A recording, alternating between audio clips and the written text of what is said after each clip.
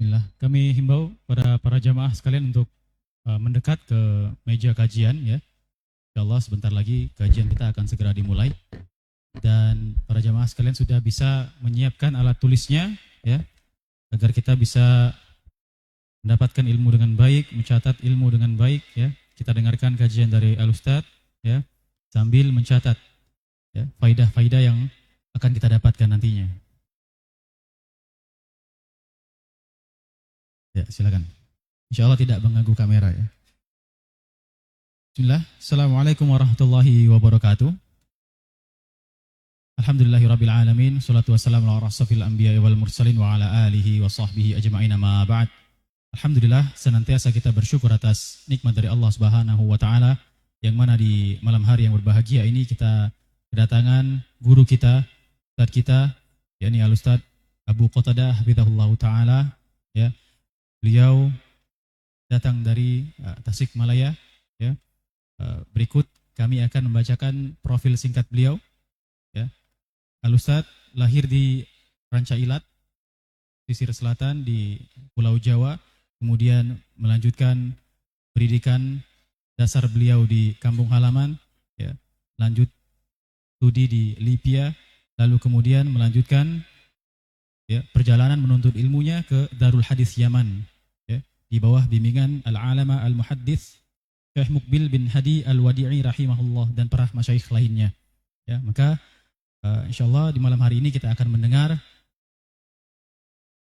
kajian dari Al-Ustaz Abu Qatadah hafizahullah taala. Ya.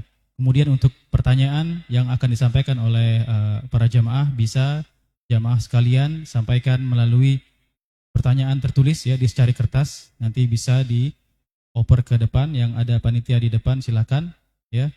Pertanyaannya bisa juga melalui pesan WhatsApp atau WA ya di nomor 0822 7951 9730 ya. Yang di para umahat itu insya Allah sudah ada QR code-nya, tinggal scan saja ya, nanti akan langsung diarahkan ke nomor yang kami sebutkan tadi. Kami ulangi ya, nomor pertanyaan bisa diajukan ke nomor 0822 7951 9730. Langsung saja ya, tidak menunggu lama-lama, kita akan mendengarkan kajian dari Ustadz Abu Qatadah hafizahullah taala. Waktu dan tempat falyatafaddal masykura ya Ustadz.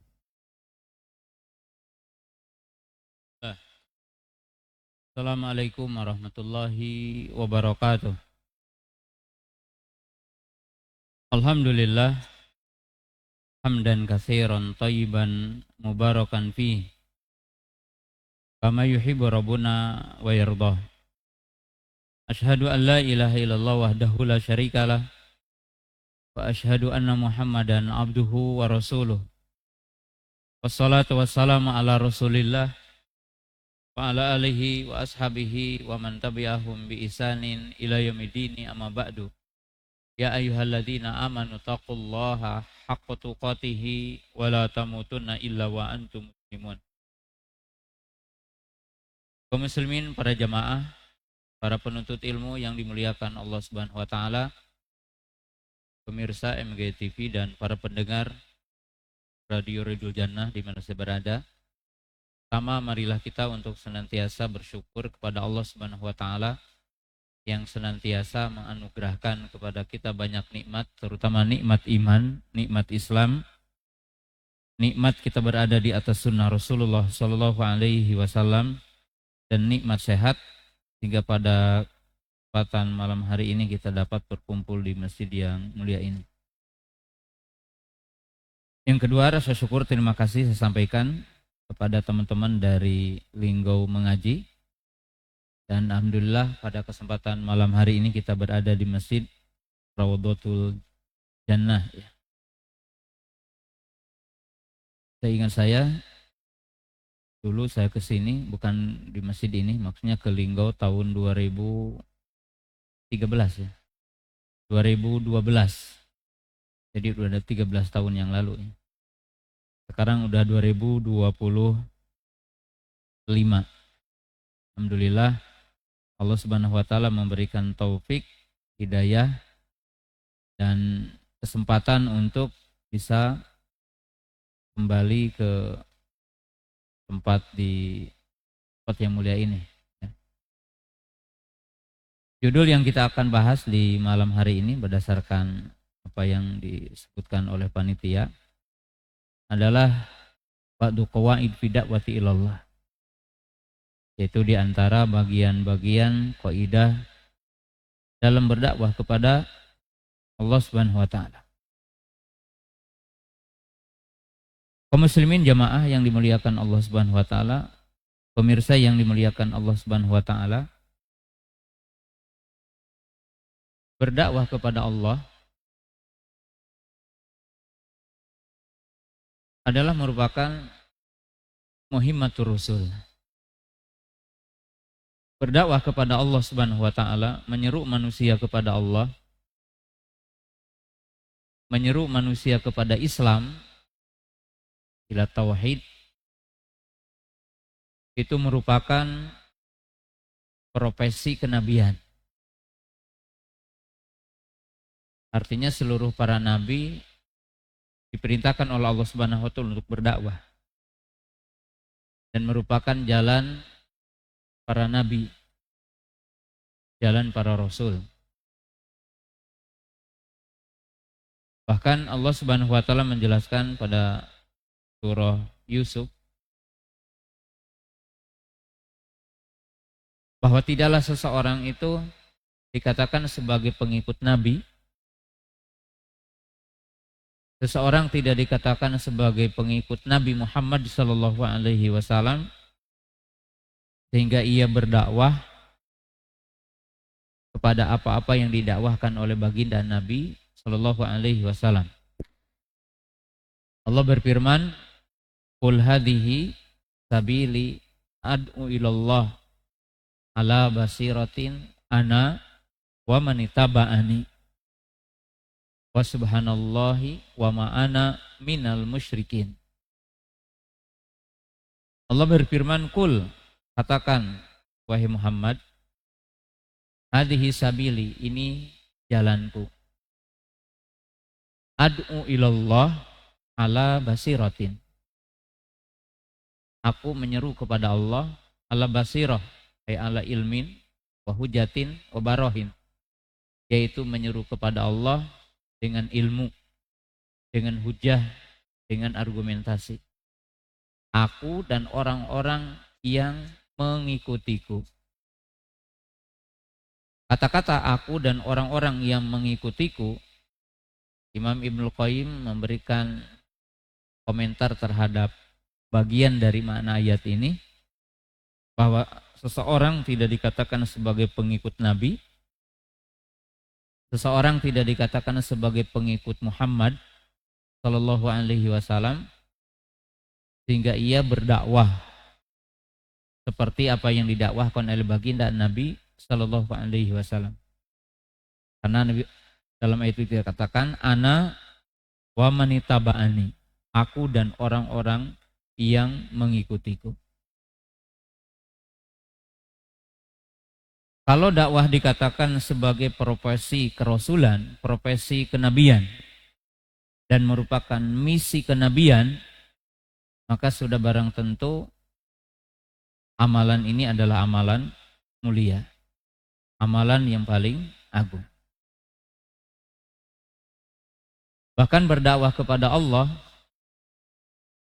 juga adalah merupakan amal yang paling mulia, bentuk taqarrub kepada Allah yang paling mulia. Sebagaimana disebutkan dalam ayat yang paling populer, "Wa man ahsanu qawlan mimman da'a ilallahi wa amila sholiha wa qala innani minal muslimin." Siapa yang lebih baik ucapannya? Di sini istifham ingkari takriri. Artinya mengingkari ada kebaikan yang melebihi kebaikan berdakwah. Dan menetapkan berdakwah itu sebaik-baik kebaikan, sebaik-baik amal. Wa man ahsanu qawlan mimman da'a ilallah. Siapa yang lebih baik ucapannya daripada orang yang menyeru kepada Allah. Bahkan baginda Nabi SAW mengatakan, la an yahdiyaqallahu rajulan wahidan khairun laka min humri na'am. Bahwa Nabi SAW mengatakan, tidaklah seseorang menunjukkan, membimbing orang kepada jalan yang benar, ke jalan Islam, ke jalan tauhid, ke jalan sunnah. Kemudian Allah Ta'ala memberikan taufik dalam dakwahnya diterima, maka itu tidak ada yang bisa menandingi keutamaannya. Jadi lebih baik daripada orang berinfak, bersedekah dengan unta merah. Jadi dakwah ini memiliki satu keutamaan. Keutamaannya tadi telah disebutkan, merupakan profesi dan misi kenabian, misi kerasulan. Di mana Allah mengutus para nabi, mengutus para rasul adalah untuk berdakwah kepada Allah. Yang kedua, berdakwah itu merupakan amal yang paling mulia, amal yang paling agung. Seruan yang paling agung, ucapan yang paling agung adalah ucapan yang menyeru manusia kepada Allah.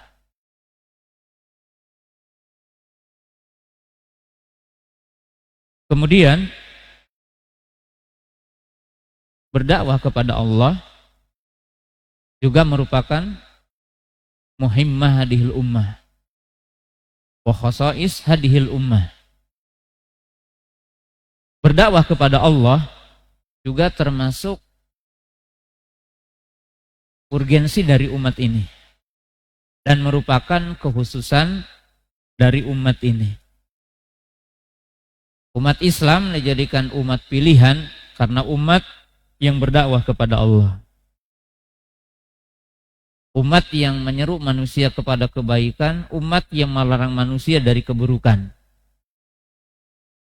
Maka disebutkan di dalam Al-Quran surah Ali Imran, kuntum khairu ummatin ukhrijat linas ta'muruna bil ma'ruf wa tanhauna 'anil munkar wa tu'minuna billah. Kalian, hitabnya adalah kepada para sahabat, kemudian setelah itu kepada kita semua. Kalian umat Islam itu adalah sebaik-baik umat yang dikeluarkan Allah di muka bumi ini.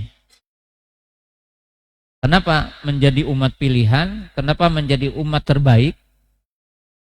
Karena umat ini menyeru manusia kepada kebaikan dan melarang manusia dari kemungkaran.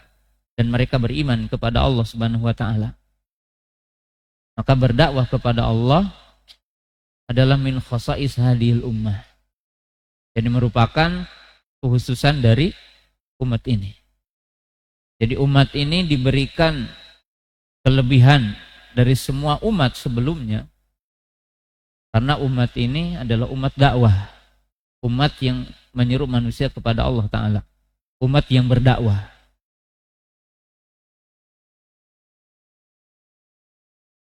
Wa da'watu ilallah faridatun syar'iyyah.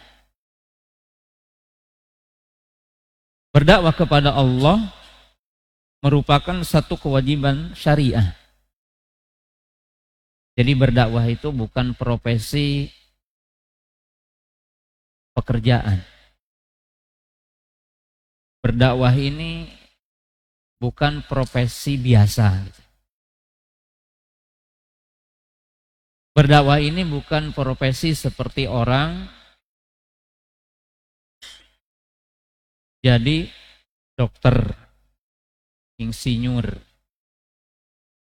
atau yang lainnya dari bentuk-bentuk profesi.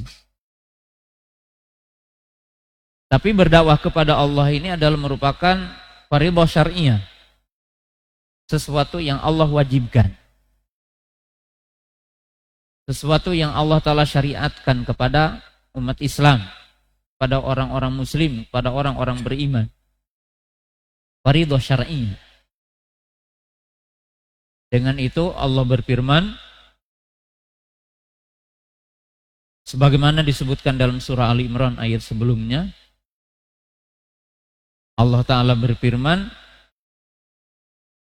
dan mengatakan dengan tegas, wal takum minkum ummatun yad'una ilal khair wa ya'muruna bil ma'rufi wa yanhauna 'anil munkar wa ulaika humul muflihun. Allah berfirman, Allah menjelaskan kepada kita, hendaklah kaum muslimin itu menyeru kepada kebaikan dan melarang dari keburukan. Maka dikatakan minnya, sebagian para ulama mengatakan min lil bayan. Dikatakan min lil bayan menunjukkan bahwa umat Islam semuanya diperintahkan berdakwah. Orang beriman semuanya diperintahkan berdakwah dengan tingkatan yang berbeda. Tapi kalau dikatakan minnya litab'id menunjukkan seolah-olah berdakwah itu fardu kifayah. Tetapi sesungguhnya berdakwah kepada Allah hukumnya adalah fardu ain min jihah wa fardu kifayatin min jihah. Tapi berdakwah kepada Allah sesungguhnya dia wajibnya fardu ain. Artinya dakwah itu setiap mukmin diperintahkan untuk berdakwah dengan areal atau ruang lingkup yang berbeda. Artinya seorang suami diperintahkan berdakwah dalam ruang lingkupnya, membina istrinya, membina anaknya.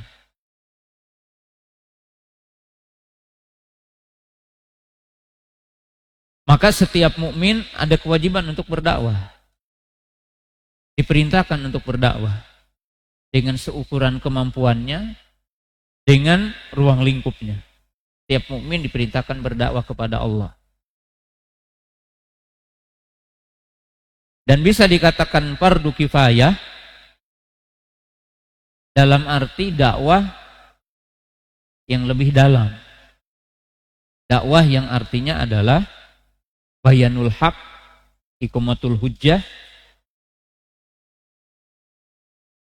Dakwah yang dalam arti mendalam, dakwah yang artinya menjelaskan kebenaran, menegakkan hujjah, menegakkan argumentasi kepada non-muslim sehingga mereka masuk Islam. Berdakwah dalam arti menegakkan argumentasi hujjah kepada orang-orang muslim yang menyimpang. Itu seperti dakwah kepada ahlu bid'ah, dakwah kepada yang menyimpang dengan menegakkan hujjah, dengan menegakkan argumentasi yang dalam. Maka tentunya itu tidak bisa dilakukan oleh setiap muslim dan hukumnya adalah fardu kifayah.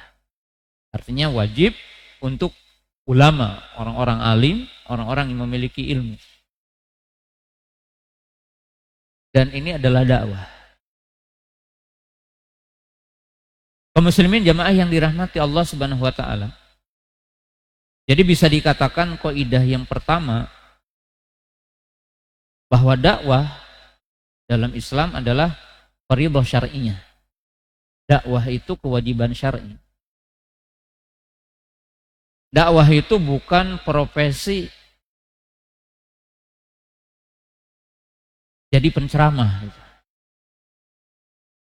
Dakwah itu bukan profesi orang untuk mencari uang.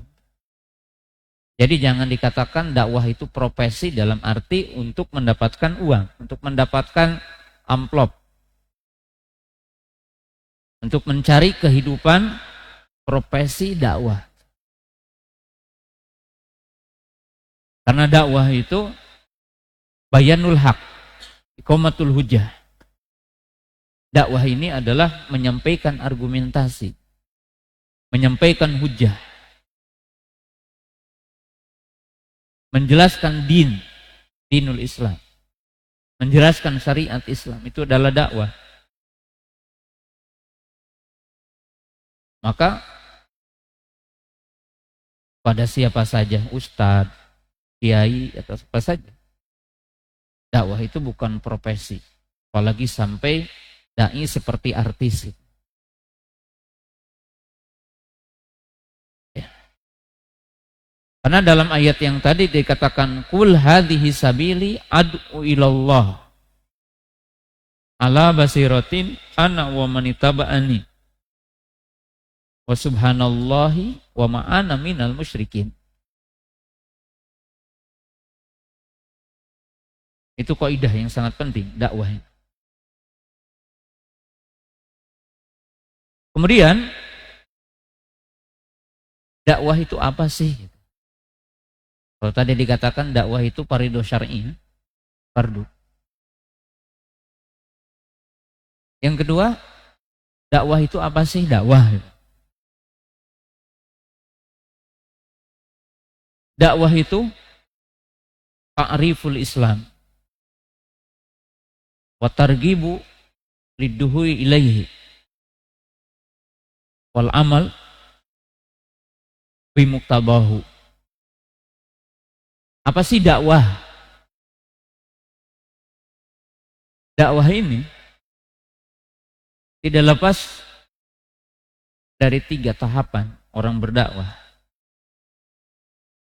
Yang pertama dakwah itu at-ta'rif, di mana ta'riful Islam, ta'rifud dinil Islam. Dakwah itu fungsinya apa? Mengenalkan Islam. Mengenalkan Islam. Mengenalkan dari sisi apa?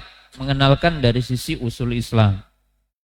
Ta'rifu bi arkanil iman, ta'rif bi arkanil Islam, ta'rif bi tauhid, ta'rif bi syara'il Islam. Dakwah itu adalah mengenalkan Islam. Mengenalkan dinul Islam dengan secara menyeluruh. Ya ayyuhalladzina amanu dkhulu fisilmi kafah. Jadi menjelaskan Islam secara menyeluruh. Mengenalkan rukun iman, mengenalkan rukun Islam, mengenalkan ihsan. Sebagaimana Nabi SAW diajari malaikat. Iman, Islam, iman, ihsan. Ta'rif. Mengenalkan tentang syariat Islam. Awamir wa nawahi, perintah dan larangan. Mengenalkan tentang halal haram. Itu dakwah. Kemudian yang kedua, at-targhib lidduhuli ilaih. Yang kedua, dakwah itu punya misi memberi motivasi orang untuk masuk ke dalamnya. Jadi bukan sekedar mengenalkan Islam. Bukan sekedar mengenalkan tentang iman, Islam, ihsan, tauhid, syariat. Tetapi memberi motivasi dan mengajak manusia untuk masuk ke dalamnya. Oleh sebab itu, baginda Nabi SAW melakukan itu semua. Dan yang ketiga, berdakwah itu memberikan motivasi untuk mengamalkan. Itu menyobek surat Nabi SAW, dirobek suratnya. Maka Nabi SAW berdoa di malam itu juga ketika sampai ke Raja Parsi, surat Nabi SAW langsung dirobek.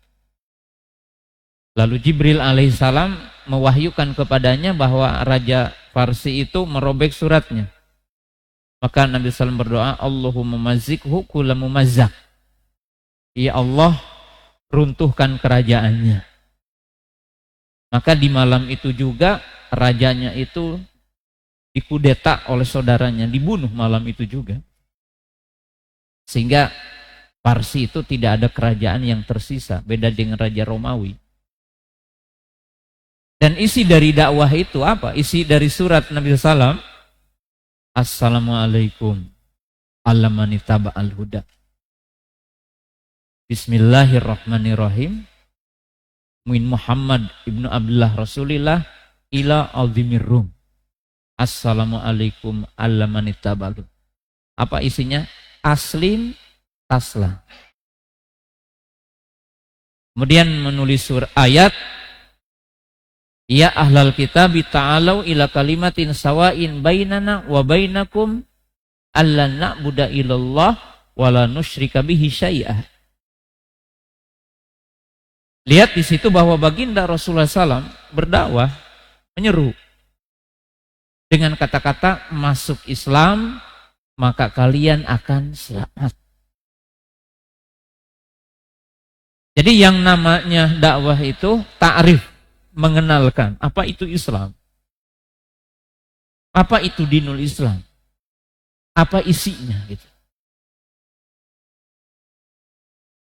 Dan Quran yang 30 juz, kalau antum akan mendakwahkan Quran yang 30 juz, 114 surah, 6.600 ayat, kata para ulama, global isinya cuma 3.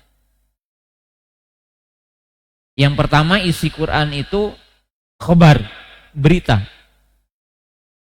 Berita tentang apa? Pertama, berita tentang Allah.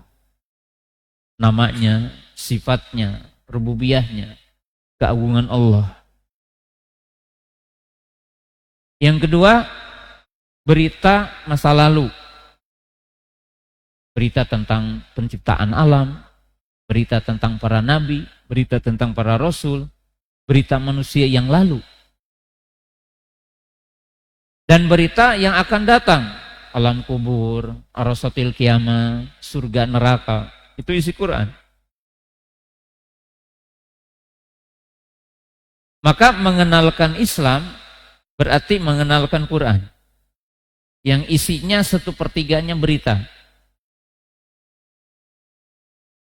yang berkaitan dengan akidah, apa yang wajib kita imani. Yang kedua, isi Quran itu awamir wa nawahi. Isi Quran itu perintah dan larangan. Perintah bertauhid, larangan syirik. Perintah taat, larangan maksiat. Perintah mengikuti sunnah, larangan bid'ah. Perintah sholat, perintah puasa, perintah zakat, perintah berhaji, larangan berzina, larangan mencuri, larangan minum khamar, larangan zalim, dan seterusnya. Berarti berdakwah kepada Islam adalah menjelaskan syariat, perintah dan larangan Allah. Yang ketiga, isi Quran itu al-wa'du wal wa'id. Isi Quran itu berisikan tentang ancaman dan kabar gembira. Ancaman bagi orang kafir, musyrik, pelaku maksiat, pelaku bid'ah. Kabar gembira bagi orang beriman, bertakwa, ahlu tauhid, ahlu taat, ahlu sunnah.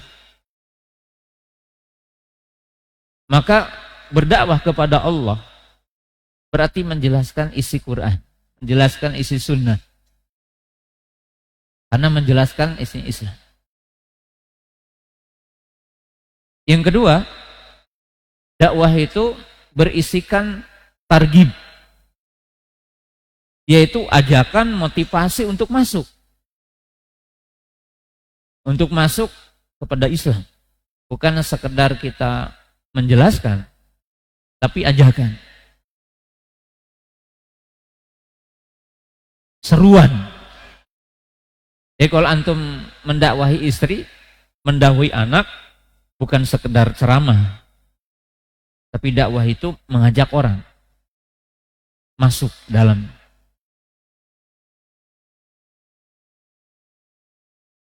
Makanya Nabi SAW selain menulis surat, Nabi SAW mengutus para sahabat berdakwah. Siapa? Mu'adz bin Jabal ke Yaman, yang di situ ahlul kitab, di situ ada Yahudi. Didakwahi oleh siapa? Oleh Mu'adz bin Jabal radhiyallahu ta'ala anhu, berdakwah. Dan yang ketiga, dakwah itu isinya adalah seruan dan motivasi untuk beramal. Menyeru beramal.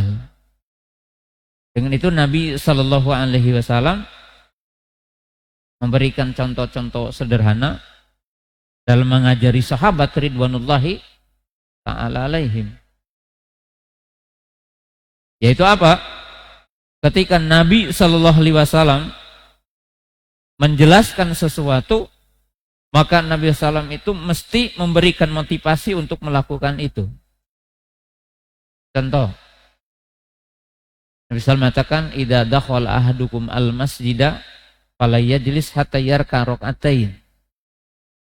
Barang siapa yang masuk masjid di antara kamu, maka jangan duduk sehingga sholat 2 rakaat. Suatu ketika Nabi SAW khutbah Jumat, maka ada orang masuk. Maka Nabi SAW bertanya, "Sholaita? Kamu udah sholat?" Dipastikan, "Sholaita?" Kata sahabat itu, "Lama, belum. Sholat kamu." Jadi artinya dakwah ini sebuah aktivitas yang mesti terintegrasi tiga-tiganya. At-ta'rif, bayan, yaitu menjelaskan definisi, menjelaskan sesuatu dengan argumentasi.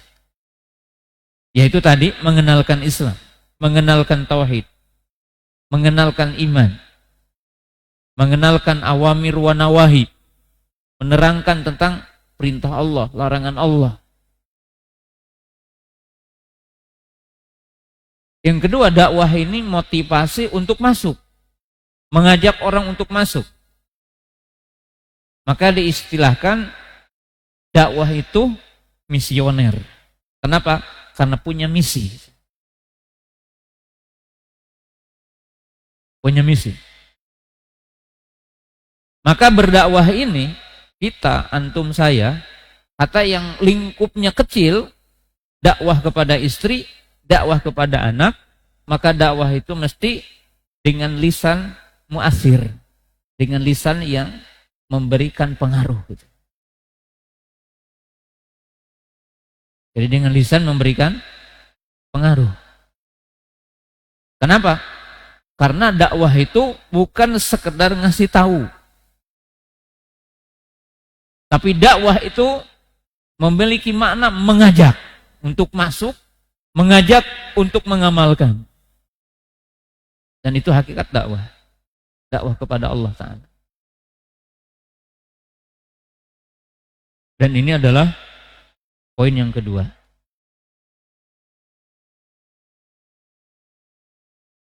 Poin yang ketiga, ad-da'watu ilallah adalah tadhkirul muti'in wa tanbihul ghafilin wa hidayatul dhalin. Berdakwah kepada Allah juga di dalamnya terdapat 3 dimensi dakwah ini. Jadi yang namanya dakwah itu dengan 3 dimensi. Yang pertama, dakwah ini berfungsi tadhkirul muti'in.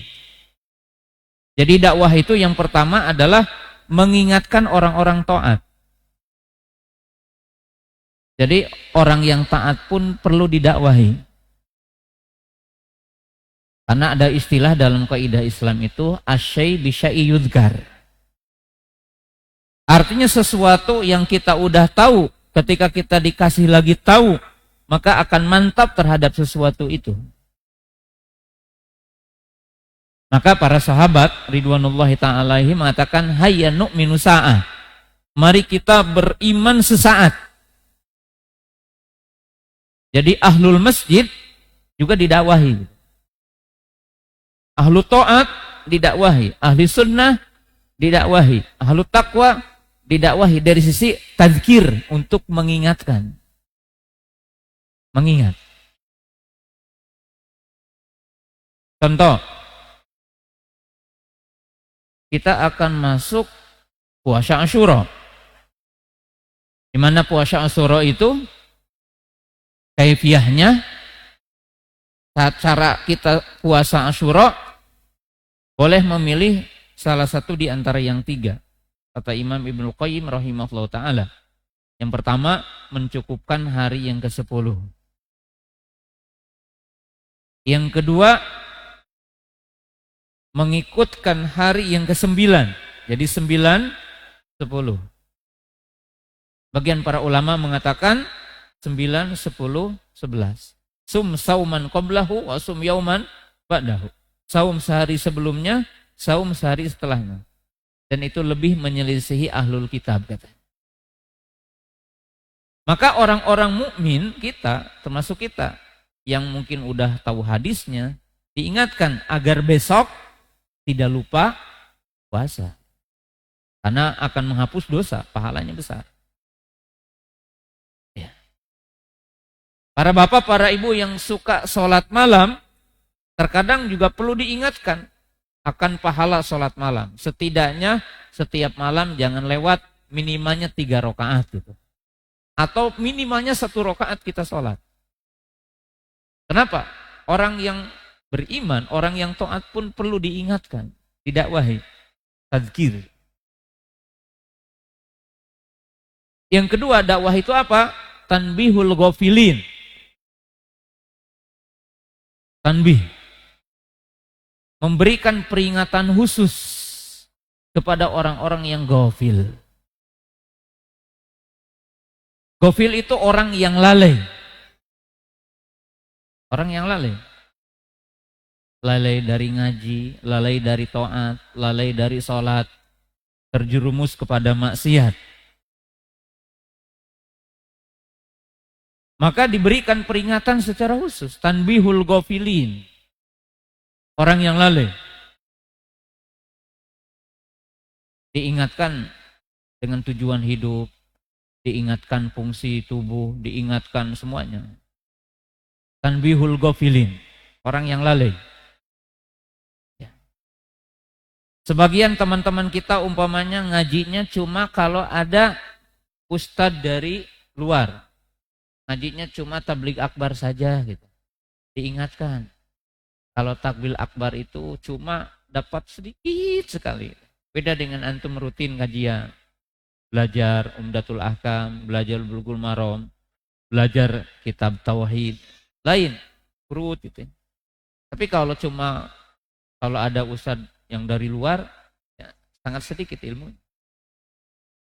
Lalai berarti.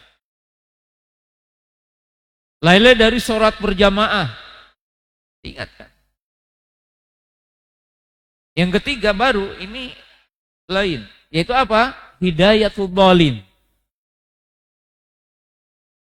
Yaitu memberikan petunjuk, penjelasan, argumen, hujah kepada yang sesat. Dan yang sesat itu ada 2 kelompok besar. Jadi yang sesat itu ada 2 kelompok besar. Satu, yang sesat di luar Islam.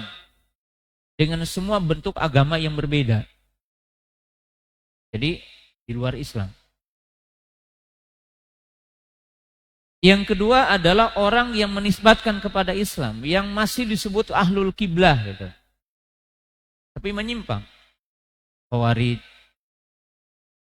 sebagian murji'ah yang bukan karomiyah dan jahmiyah. Murji'ah, fuqaha, mu'tazilah.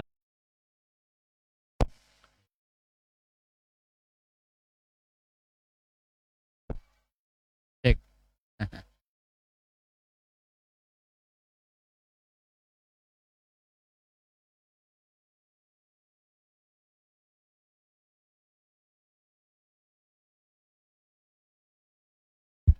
Ya, kita masih jelaskan dulu ya, karena ini penting. Jadi dakwah itu tadi dakwah kepada 3 arah. Dakwah kepada 3 audien manusia gitu. Dan semuanya butuh dakwah. Butuh dakwah.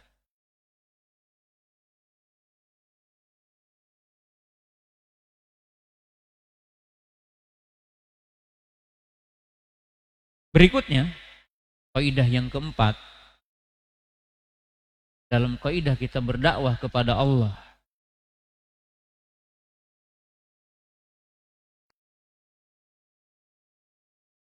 perjalanan yang penuh dengan ujian.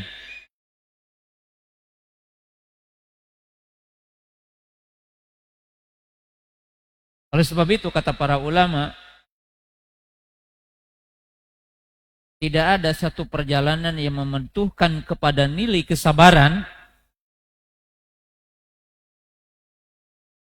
daripada dakwah gitu. Jadi antum melakukan sesuatu kan itu perlu sabar. Hidup perlu sabar.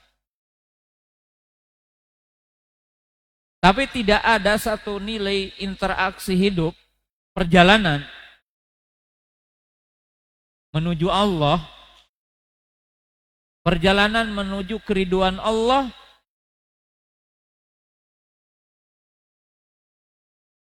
yang membutuhkan sabar melebihi dakwah kepada Allah.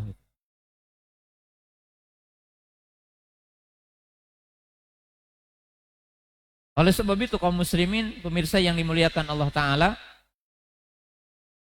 Allah mengkisahkan kisah-kisah dalam Quran dari kisah para nabi, kisah orang-orang soleh. Setelah itu kisah-kisah mungkin dari para ulama kita bagaimana berdakwah itu. Nabi Nuh alaihissalam disebutkan di dalam Quran, lailan wa nahara, sirron wa alaniya, berdakwah siang malam, terang-terangan sembunyi-sembunyi selama 950 tahun. Jadi 10 abad kecuali 50 tahun berdakwah kepada Allah.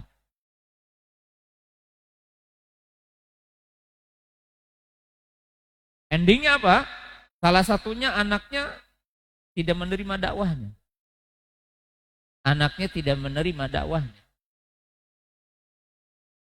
Diuji. Nabi Ibrahim alaihissalam berdakwah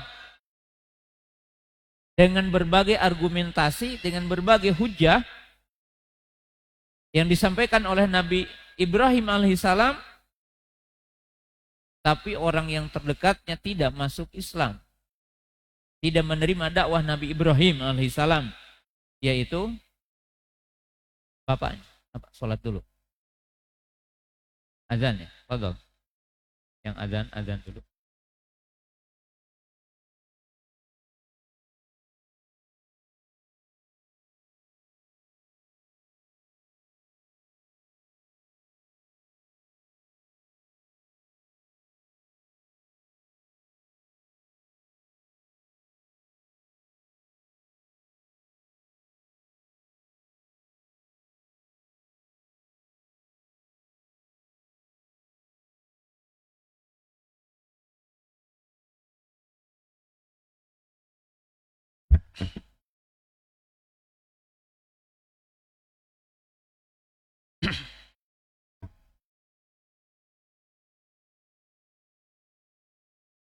Allahu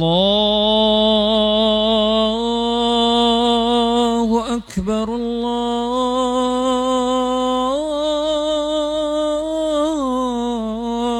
Akbar.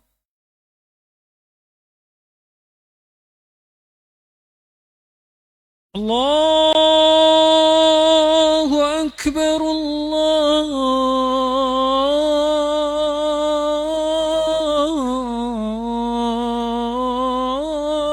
Akbar.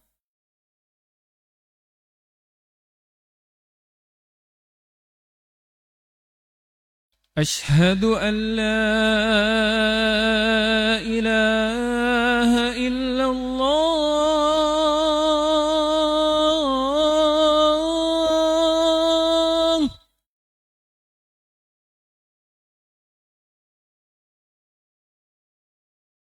أشهد أن لا إله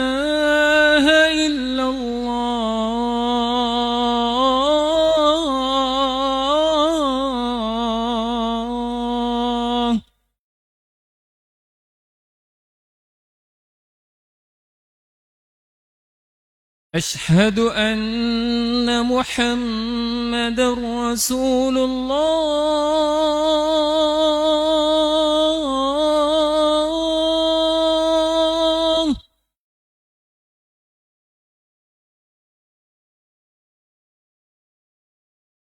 أشهد أن محمد رسول الله.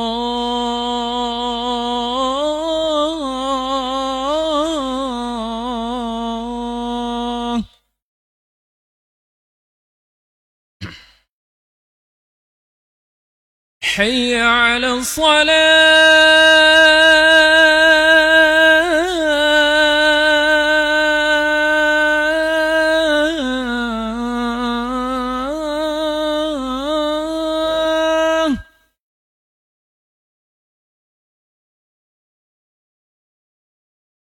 حي على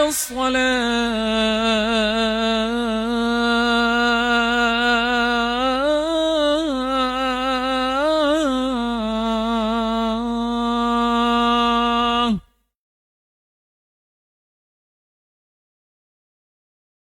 حي على الفلاح.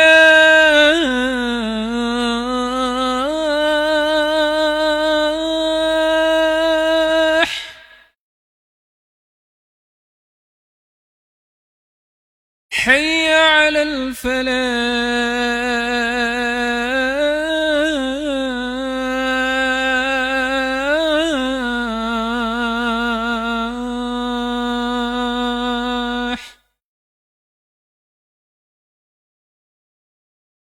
الله أكبر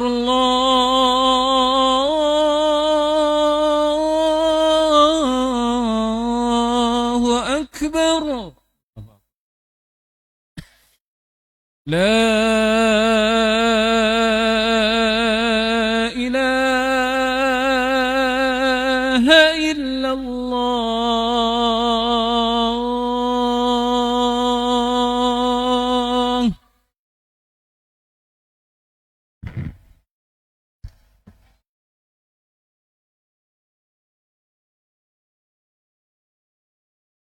Ya, kita tambahkan dulu ya.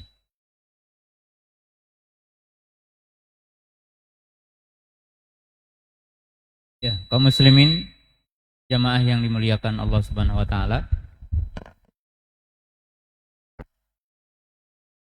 Dari kaidah yang keempat, dakwah dengan sabar. Dalam arti berdakwah kepada Allah itu memerlukan nilai kesabaran.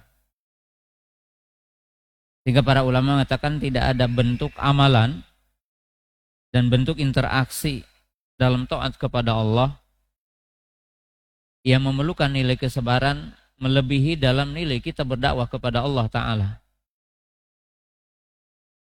Oleh sebab itu Allah Subhanahu wa taala mengkisahkan kepada kita bagaimana para nabi, bagaimana para rasul.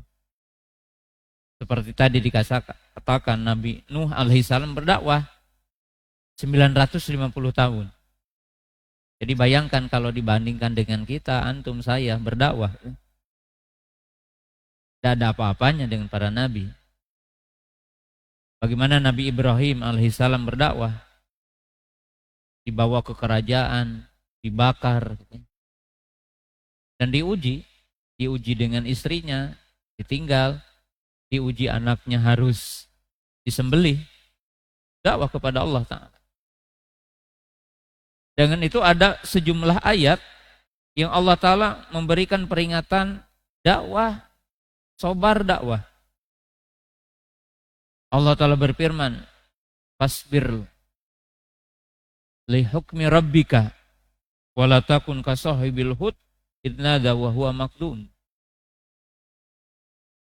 Sabarlah kamu li hukmi rabbika, artinya atas ketetapan Rabbmu, dan janganlah engkau seperti sahibil hud, seperti Nabi Yunus alaihi salam, yang dia berdakwah kemudian didustakan oleh kaumnya, lalu beliau pergi meninggalkan kaumnya sehingga diuji dimakan sama ikan gitu ya.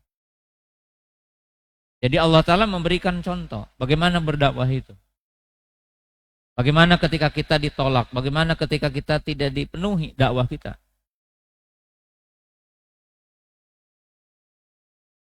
Allah Subhanahu wa taala menjelaskan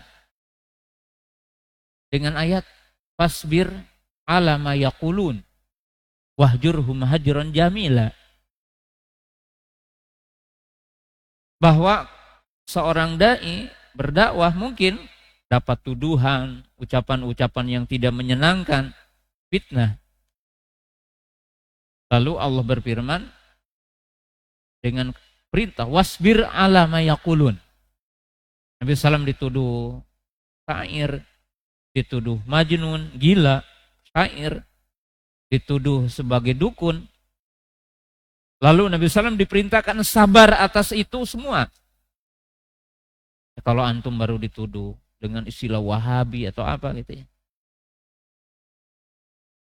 Allah memperingatkan para nabi dan memperingatkan nabi kita dengan apa? Dengan khusus. Kemudian apa? Wahjurun hajron jamila. Artinya ketika orang-orang bodoh memberikan tuduhan, ketika orang-orang bodoh itu memberikan statement yang buruk, maka Nabi SAW diperintahkan hajron jamila. Artinya apa? Tidak melawan kata-kata dengan kata-kata buruk, tapi wahjurun hajron jamila. Jauhilah mereka dengan cara yang baik. Menunjukkan nilai sabar dalam berdakwah gitu. Bahkan di dalam hadis-hadis Nabi Shallallahu Alaihi Wasallam dikatakan al-qabidi alaihima kal-qabidi ala jamr.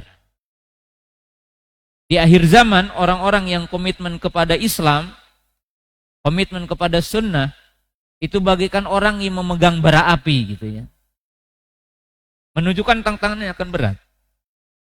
Maka hanya orang yang memiliki kesabaran itu yang akan mendapatkan pertolongan Allah dalam dakwahnya. Bahkan Nabi SAW yang terkumpul padanya semua akhlak mulia. Nabi SAW ketika ke Taif dan berharap ketika ke Taif itu bertemu dengan pembesar Taif. Ternyata menolaknya. Siapa yang masuk Islam ketika di Taif?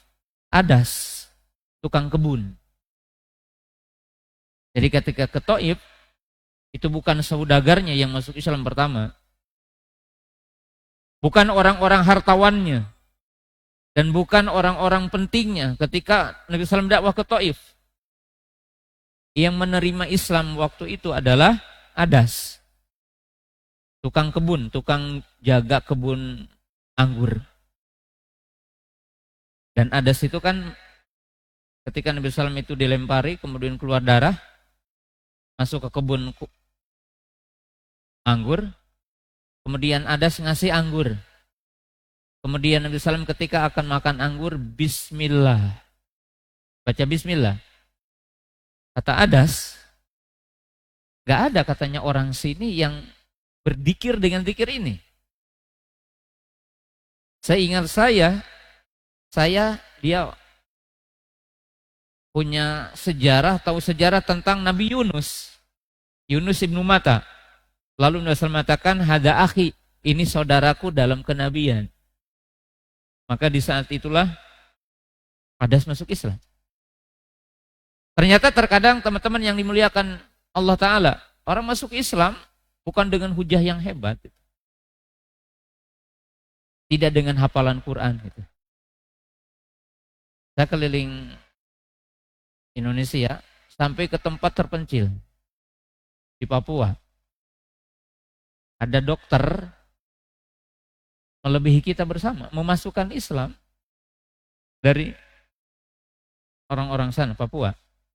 Saya pernah ke Wamena. Ternyata banyak orang itu berobat karena beliau itu dokter puskesmas. Ternyata dibacakan Fatihah sambil nyuntik diruqyah. Lalu tanya, pulangnya sembuh? Tanya, Pak dokter, yang kemarin dibaca apa? Bismillah sama Fatihah. Nah ternyata masuk Islam. Tertarik dengan itu. Dan ini hidayah. Kalau dapat hidayah, anugerah. Masya Allah. Bukan ustadz terkenal, bukan ustadz yang banyak hafalan Quran. Kan Fatihah. Seperti tadi kisah, Nabi Sallam, Adas itu masuk Islam karena mendengar bismillah. Bahkan bismillah ini merupakan zikir para nabi sebelumnya. Nabi Sulaiman alaihissalam ketika menulis surat ke Ratu Saba disebutkan dalam surah An-Naml, innahu min Sulaimana wa innahu bismillahirrahmanirrahim. Jadi yang jelas bahwa dakwah itu perlu nilai kesabaran. Itu kaidah yang keempat. Yang kelima, saya sebutkan mungkin 8 gitu. Sedikit lagi. Yang kelima, ad-da'watu tahtaju ila ta'awun. Dakwah ini satu kegiatan yang memerlukan ta'awun, kerjasama.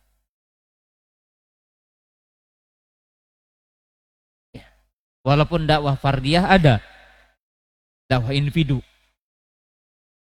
Tapi berdakwah kepada Allah Subhanahu wa taala adalah satu interaksi yang sangat membutuhkan ta'awun. Membutuhkan untuk kita bisa berkolaborasi dengan banyak pihak.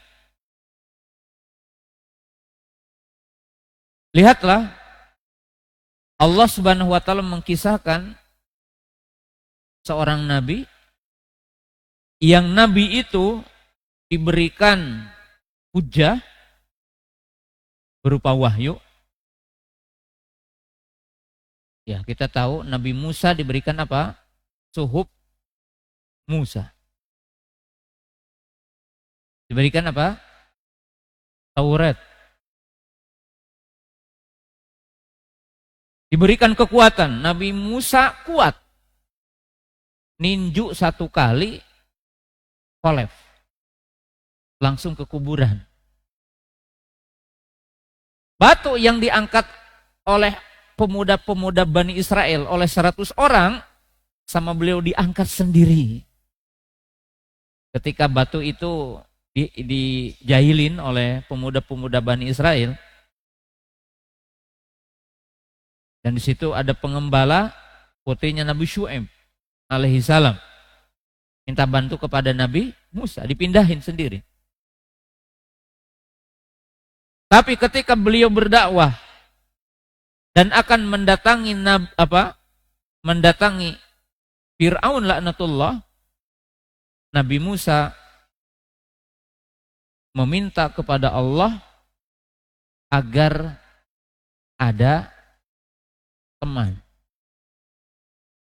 Lihat ya, dalam surah Al-Qasas ayat 34 Allah berfirman, wa akhi Harunu wa absahu minni lisana fa arsilhu ma'iya rid'an yusaddiquni inni akhafu ayyukadzibun. Dikisahkan Nabi Musa alaihissalam itu kalau bicara itu bahasa sininya Pak cadel, ada artinya tidak lancar, tidak itu.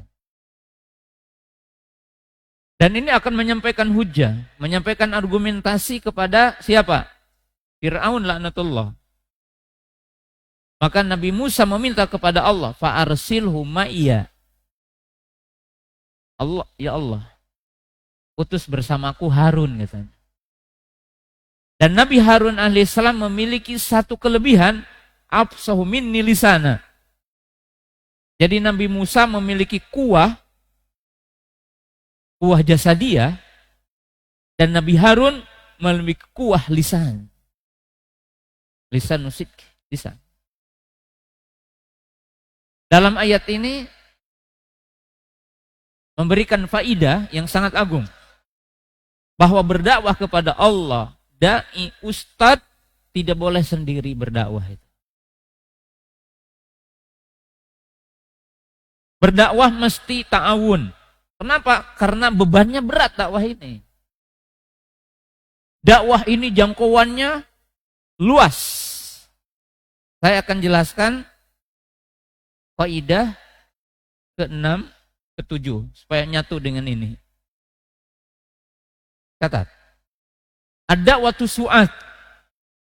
Dakwah ini berjalan.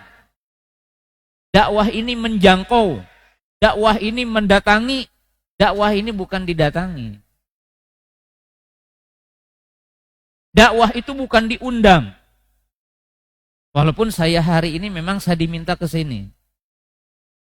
Tapi ingat para dai, para ustadz, para kiai, para ajengan, tengku, buya, dakwah itu bukan seperti yang namanya dai, itu bukan seperti artis. Mencari panggung untuk dakwah, enggak. Dakwah itu su'at. Dakwah itu berjalan. Dakwah itu menjangkau. Dakwah itu mencari. Jadi pikirkan ketika antum berada di Lubuk Linggau, apa ini Sumsel ya? Sumsel. Berarti yang namanya dai itu berpikir daerah mana yang harus dijangkau dari satu provinsi ini gitu. Dan dakwah itu visioner, punya visi, punya misi. Itunya mah dakwah. Kenapa? Ud'u ila sabili rabbik. Qul hadi sabili ad'u. Su'at. Berarti kalau berdakwah itu adalah berjalan, berdakwah itu menjangkau, dakwah itu mendatangi, dakwah itu menyampaikan, berarti butuh fisik dan butuh energi finansial dakwah itu. Dakwah itu likulli mayah tujuhu. Dakwah itu untuk semua yang membutuhkan. Dakwah itu bukan untuk segelintir orang. Dakwah itu bukan untuk kelompok. Antum di sini aja. Dakwah itu di Masjid Rodotul Jannah. Antum dakwah untuk semua kaum muslimin. Untuk seluruh penduduk Indonesia. Itu dakwah. Maka kalau dakwah ini adalah menjangkau, dakwah ini adalah berjalan, dakwah ini adalah mengajak, maka mesti membutuhkan energi yang kuat, membutuhkan kebersamaan. Wa ta'awanu 'alal birri wa taqwa. Berjamaah. Tidak mungkin dakwah ini sendiri.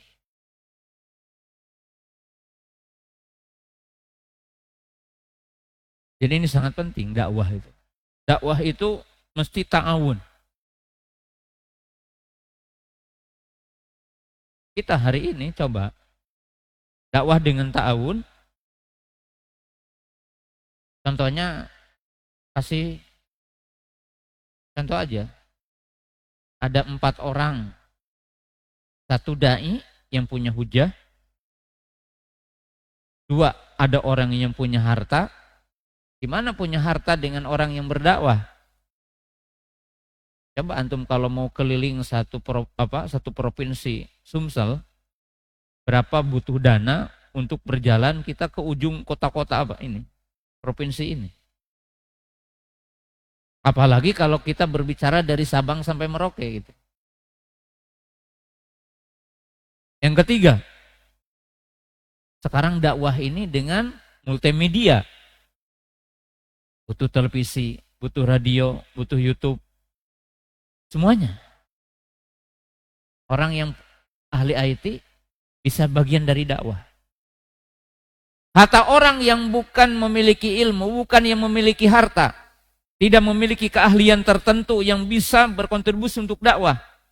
Antum dari rumah berdoa kepada Allah, ya Allah. Berdoa untuk dai-nya, berdoa untuk muhsininnya. Berdoa kepada orang-orang yang didakwahi agar menerima dakwah ini. Semua orang bisa memberikan kontribusi untuk berdakwah kepada Allah. Bahkan saya itu kalau tidak ditelepon Abu Faiz, gak akan datang ke sini. Oh, ditelepon, tanggal sekian ini. Dakwah tidak bisa sendiri. Ya. Jadi dakwah ini mesti kita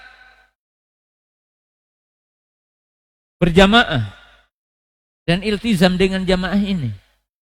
Jamaah apa? Jamaah kita berdakwah, menegakkan ini. Kenapa? Karena dakwah ini untuk semua orang. Dakwah ini menjangkau. Dakwah ini kita memburu orang. Dakwah ini berjalan.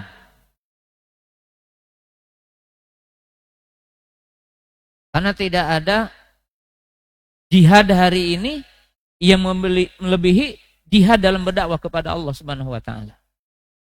Dan ini sangat penting.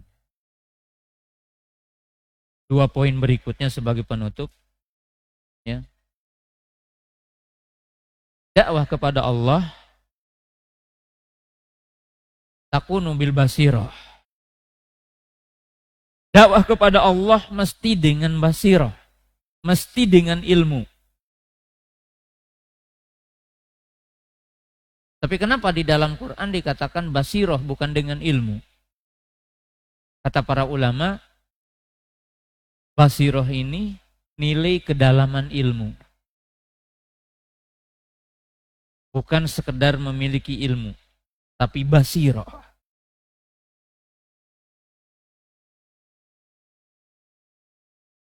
Dan basirah dalam berdakwah ada 3. Basirah terhadap apa yang kita akan dakwahkan. Basirah terhadap kondisi yang kita dakwahi. Dan basirah terhadap wasilah, metode dalam kita berdakwah kepada Allah. Basirah terhadap ilmu, basirah terhadap apa yang kita akan dakwahkan, berarti basirah terhadap Quran dan sunnah Nabi. Artinya betul-betul paham kepada Al-Quran dan sunnah. Paham kepada nilai-nilai akidah yang lurus. Paham kepada hukum-hukum Allah. Paham kepada syariat Allah. Karena yang kita akan dakwahkan ini adalah Islam. Termasuk hikmah dalam setiap perintah Allah. Nah, sedangkan yang kedua, basirah terhadap siapa yang akan didakwahi. Maksudnya apa? Karena teman-teman yang dimuliakan Allah Ta'ala, dai, kalau diibaratkan adalah seorang dokter. Dokter akan memberikan obat berdasarkan diagnosa terhadap pasiennya. Kalau kita kembali kepada yang tadi, orang yang akan didakwahi kita, 1, ahlu ta'at diingatkan. 2, orang-orang yang lalai. 3 adalah orang-orang yang menyimpang. Maka Al-Quran telah menyebutkan tahapan yang berbeda dalam mendakwahi. Kalau orang-orang yang mencintai kebenaran, cinta mengamalkan kebenaran, maka diseru dengan hikmah. Ud'u ila sabili rabbika bil hikmah. Berarti dengan cara hikmah. Cukup kan kalau orang yang mencintai kebenaran hak, motivasi mengamalkan kebaikan, cukup. Antum saya katakan begini, maaf Ahi, hari Sabtu tanggal 9 Muharram, hari Ahad tanggal 10. Saya ingatkan ke antum ini ada hadis, siapa yang som ini akan diampuni dosanya. Cukup. Tapi kalau orang yang kedua, yaitu orang yang lalai. Orang yang sedang melakukan maksiat. Orang yang sedang jauh dari taklim. Gimana caranya? Ada targhib dan tarhib. Contohnya apa? Ingat Ahi, hidup tanpa ilmu sesat. Ingat minum khamr ini menyebabkan orang masuk neraka. Berzina diancam neraka. Itu namanya bil mu'idhah. Mu'idhah itu menyebutkan perintah dengan sebutkan pahala, menyebutkan ancaman dengan siksaannya. Artinya menyebutkan haram dengan siksaan. Itu namanya tarhib. Mau'idhah. Yang ketiga, siapa? Orang yang memiliki argumen, yang menyimpang punya argumentasi, punya hujah. Bagaimana caranya? Wajadilhum billati hiya ahsan. Berarti kita berdiskusi dengannya, munaqasyah. Boleh kita berdebat dengan argumentasi yang kuat. Jadi artinya tahu tentang kondisi yang didakwahi itu sangat penting. Untuk apa? Untuk uslubnya tadi. Cara kita mendekatinya. Jadi mesti basirah. Basirah. Yang terakhir, di antara kaidah dalam berdakwah kepada Allah Subhanahu wa taala, kaum muslimin jamaah yang dirahmati Allah taala, ini sangat penting. Berdakwah kepada Allah bil qudwah.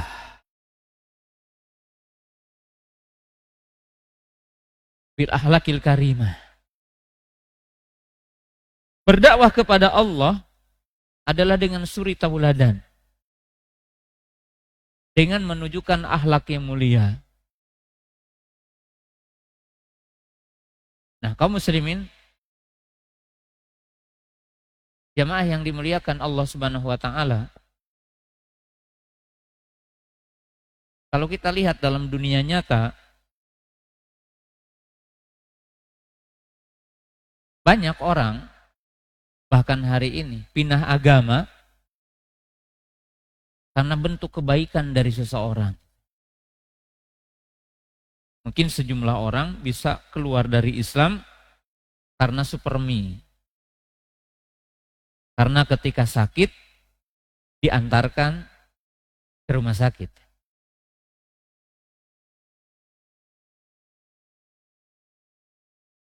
Yang kedua, tidak sedikit aliran yang menyimpang, pemahaman yang menyimpang, itu banyak pengikutnya. Kenapa?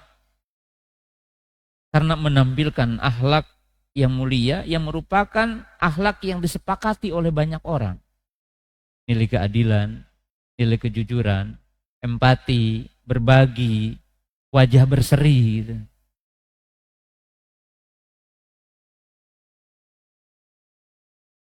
Tapi kita jangan masuk poin yang ketiga.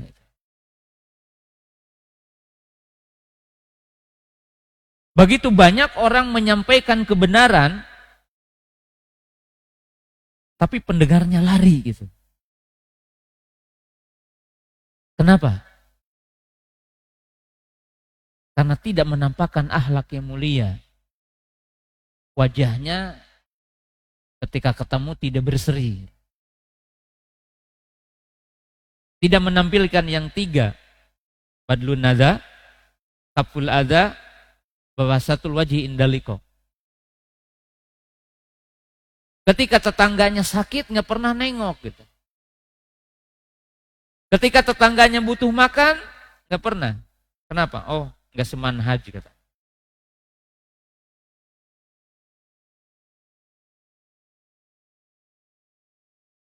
Ketika ketemu nggak salam. Kenapa? Nggak semanhaj. Maka begitu banyak orang lari karena tidak menampilkan budi pekerti yang luhur. Kenapa? Karena teman-teman yang dimuliakan Allah Ta'ala, ingat kata-kata itu diterima oleh manusia dengan 5 komponen dalam manusia. Catat dengan tinta emas. Antum jadi bapak, jadi suami, jadi guru, sampaikan kata-kata kebenaran yang akan dikonsumsi dengan 5 komponen. 1, telinga, maka gunakanlah bahasa yang enak didengar.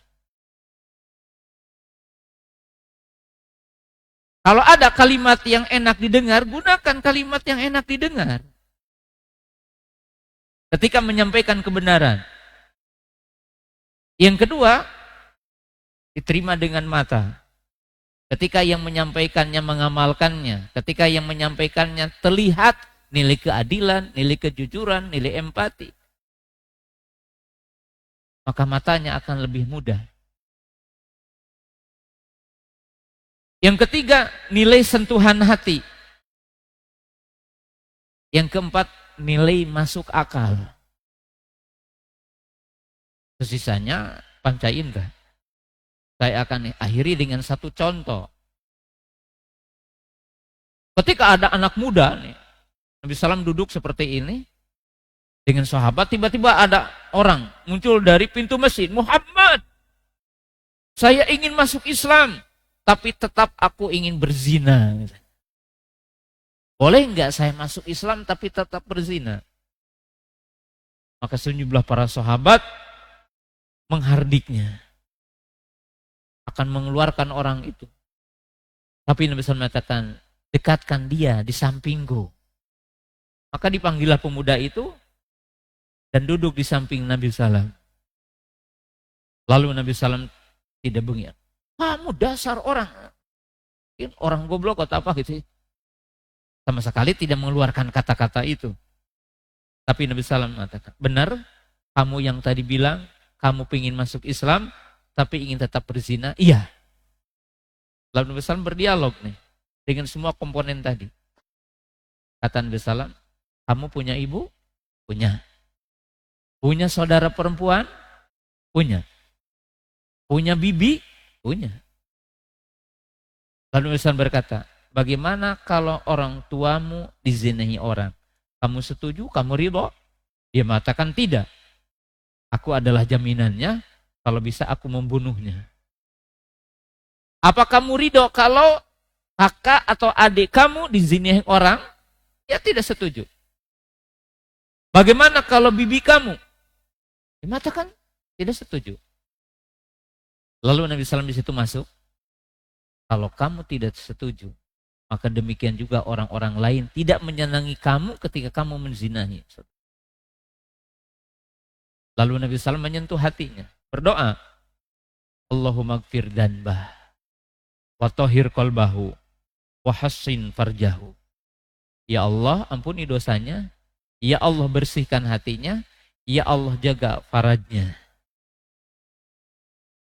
Maka orang itu mengatakan, demi Allah hari ini aku masuk Islam. Dan demi hari ini juga, detik ini saya akan meninggalkan semua perjalanan masa lalu, yaitu berzina.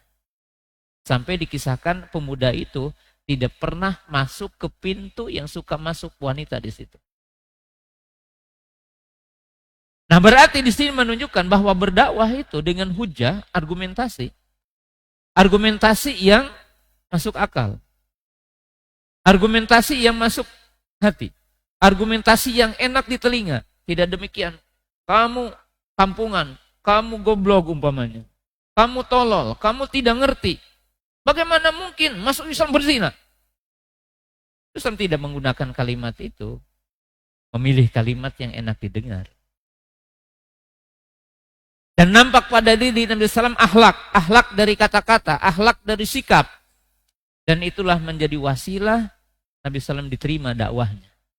Nah, oleh sebab itu teman-teman yang dimuliakan Allah Subhanahu wa taala, bahwa antum saya ketika mendakwahkan tauhid, ketika mendakwahkan sunnah, mendakwahkan Islam yang murni ini, maka antum wajib menampilkan basasatul wajhi indaliko. Wajah yang ceria ketika ketemu manusia. Ya. Kan akhlak Nabi SAW itu disaksikan oleh orang kafir. Orang kafir yang mengatakan saksi. Paman Muawiyah Ibn Abi Sufyan sebelum masuk Islam jadi saksi akan akhlak Nabi SAW untuk Raja Romawi. Jadi saksi untuk Raja Romawi tentang akhlak Nabi SAW. Khadijah radhiyallahu taala anha jadi saksi akan akhlak Nabi SAW. Jadi saksi istrinya. Dan semua orang kufar Quraisy jadi saksi akan akhlak Nabi Shallallahu Alaihi Wasallam. Nah sekarang ditanya, antum yang jenggot cingkrang gitu, apakah orang Lubuk Linggo jadi saksi tentang akhlak kita? Akhlak antum ketika ketemu, ketika bermasyarakat, ketika menyampaikan kebenaran, atau mereka tidak menyaksikan? Dan ini adalah perkara yang sangat penting dalam kita berdakwah kepada Allah Subhanahu wa taala. Dan ini adalah bagian kaidah yang penting dalam berdakwah kepada Allah Subhanahu wa taala yang akan menjadikan dakwah ini menjadi sesuatu yang sangat nikmat bagi kita bersama. Barangkali demikian apa yang saya bisa sampaikan di malam yang berbahagia ini. Cukup ya? Ada pertanyaan? Ya, nggak ada ya pemalaman. Mungkin ada pertanyaan dari para jemaah sekalian, mungkin nggak ada. Tidak ada yang masuk sampai sekarang ya, pertanyaan ke WA yang kita sudah sampaikan tadi, adapun secara kertas juga tidak ada yang dioper ke depan. Ya, ya. Mungkin tidak ada, Ustaz. Ya. Kita tutup saja. Ya, kita cukupkan di sini. Insyaallah besok kita lanjutkan. Subhanakallahumma bihamdika asyhadu an la ilaha illa anta astaghfiruka wa atubu ilaik. Assalamualaikum warahmatullahi wabarakatuh. Assalamualaikum warahmatullahi wabarakatuh. Jazakumullah khairan atas kajian yang telah disampaikan oleh Al-Ustaz Abu Qatadah dengan judul kaidah-kaidah penting dalam berdakwah. Kami mengingatkan lagi kepada jemaah sekalian, masih ada 3 sesi kajian lagi yang akan kita dapatkan bersama Ustaz Abu Qatadah di besok Sabtu 5 Juli 2025. Ada 2 sesi, yakni di Masjid Abu Bakar ba'da subuh, kemudian di Masjid Rodotul Jannah ba'da maghrib, kemudian di hari Ahad di jam 9 sampai dengan selesai. Barakallahu fikum. Semoga Allah mudahkan dan semoga Allah terima amal ibadah kita. Kami ucapkan jazakumullah khairan atas kehadirannya. Assalamualaikum warahmatullahi wabarakatuh.